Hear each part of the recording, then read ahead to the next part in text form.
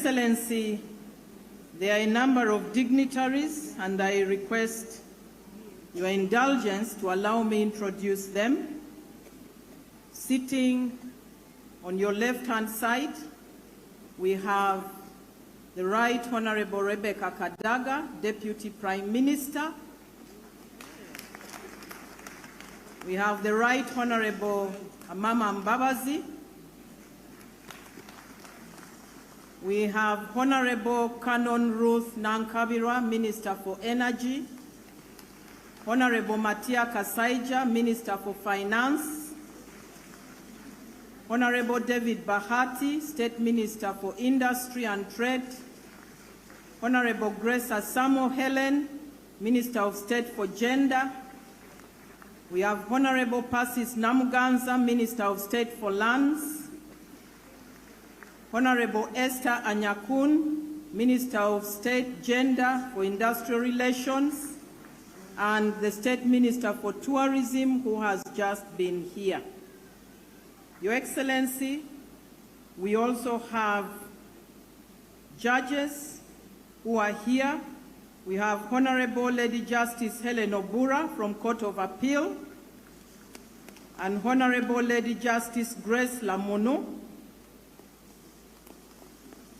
We also have former ministers, Honorable Grace Freedom Kwichwin, who is a senior presidential advisor, and Honorable Harriet Ntabazi. Your Excellency, we have over 20 members of Parliament. I request them all to stand up as one team for recognition.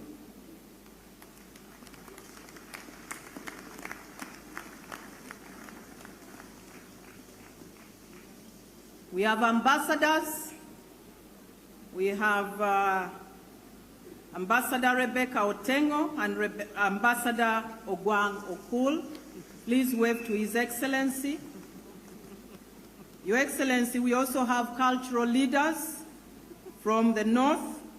We have His Highness Lord David Achana II from Ker Kwaro Acholi.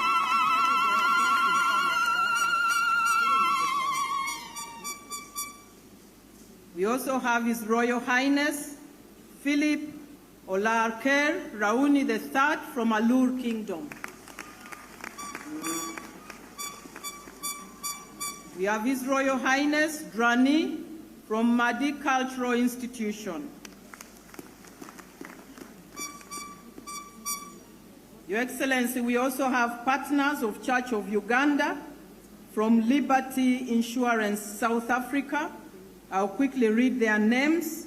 We have Dion de Klerk, Joel Almadi, Peter Makhanu, and Tik Makonis. If I have not read your name well, please kindly forgive me. We have other dignitaries from other countries, but I will not go through them all since we are time-barred.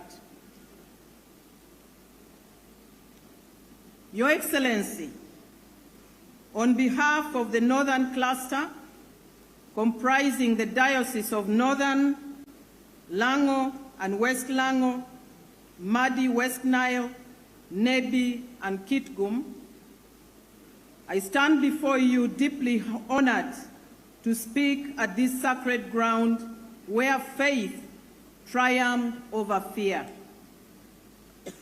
We are especially grateful to the Church of Uganda for choosing the Northern Cluster to lead this year's commemoration.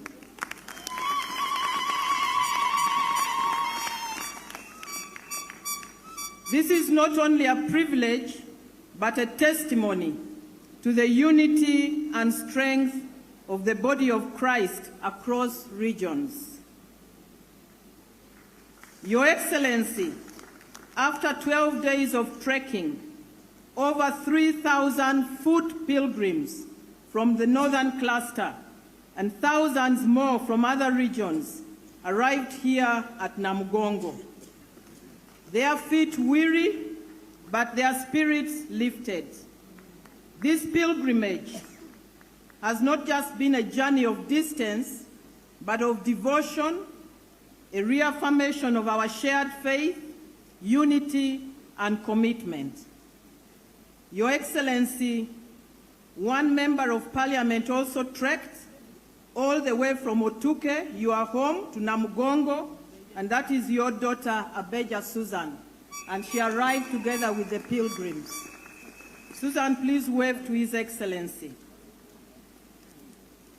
She's praying that the North takes up growing coffee. That was her prayer.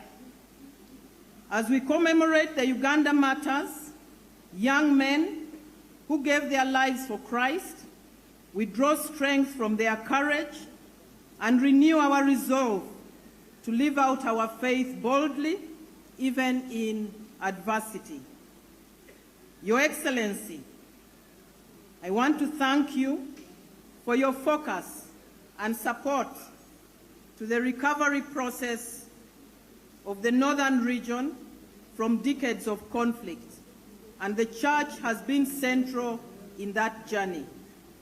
We remain committed to peace building, and we call for sustained support in education, health, and economic empowerment, which has been your main focus this year, so that our spiritual revival is matched by the transformation of lives and livelihoods. As our nation approaches the 2026 elections, we are reminded of the need for peace and unity, the very harmony that you, Your Excellency, have long championed. This gathering of Ugandans from all regions, joined by pilgrims from East Africa and around the world, is a powerful testament to that ideal. We are uplifted by the choir ensembles whose voices rise as one,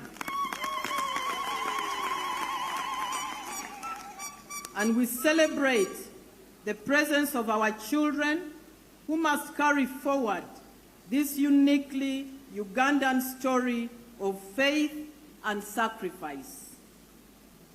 Your Excellency, I want to add my voice to thank you for the great work that has been done in this site by government.